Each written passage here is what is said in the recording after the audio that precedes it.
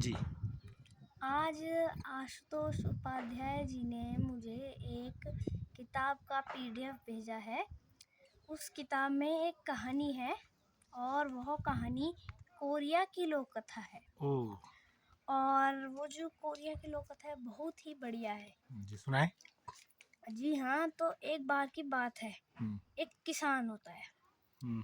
गर्मियों के बीच में वो अपने खेत में काम कर रहा था और वह एक बाड़ को ठीक कर रहा। जब बाड़ नहीं बांधते जैसे खेतों में, तो वो उसको ठीक कर रहा था।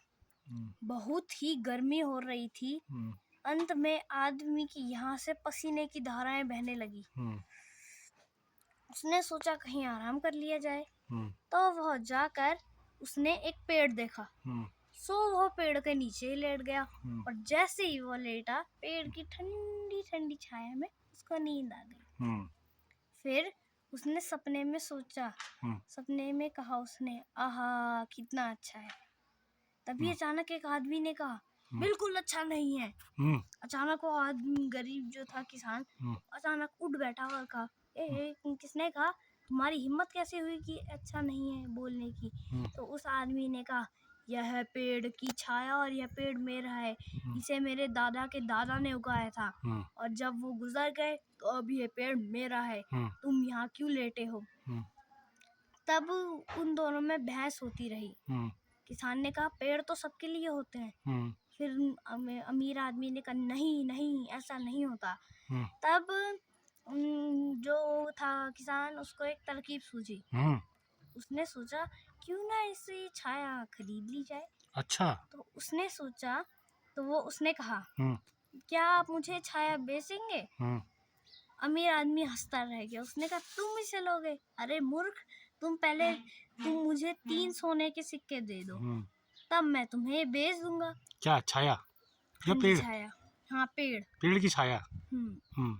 तब क्या हुआ, गरीब वो जो किसान था उसने अपनी जेब देखी और उसकी जेब में 3 सोने के सिक्के थे। उसने उसे दे दिए और अमीर आदमी वहां से चलता बना।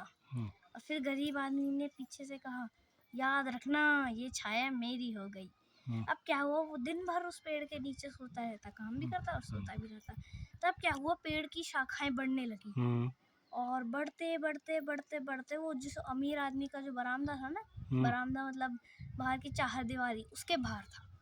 अब पेड़ उसके आंगन के अंदर चला गया। छाया उसकी, पेड़ की छाया। हाँ, पेड़ बढ़ता गया और लंबा होके चारदीवारी के अंदर चला गया। गरीब आदमी भी, मतलब जो किसान था, वो भी उठ के अंदर अहाते में चला गया और अहाते में सो गया। अब अमीर आदमी आया, उसने कहा, मेरे घर से बाहर निकलो, मेरे अहाते से बाहर निकलो। तो किसान ने कहा, याद रखो यह तो मेरी छाया है। अब तब जो अमीर आदमी था वो बड़बड़ाया और घर के अंदर चला गया। अब धीरे धीरे ऐसा ही हुआ।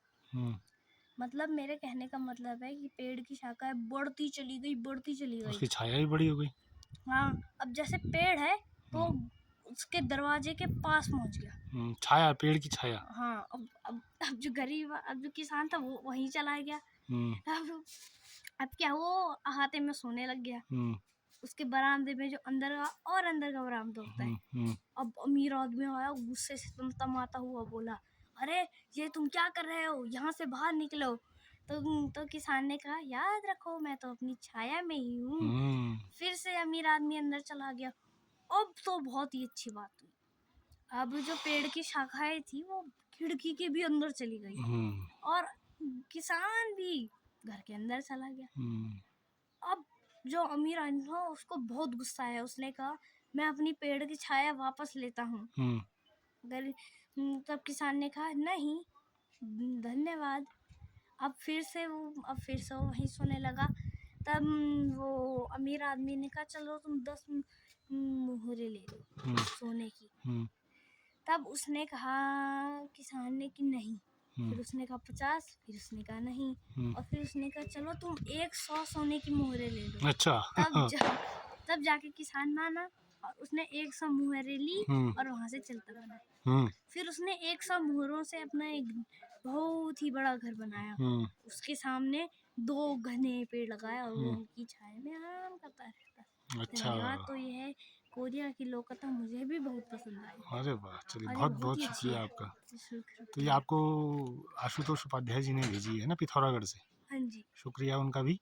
हाँ जी, शुक्रिया उनका भी।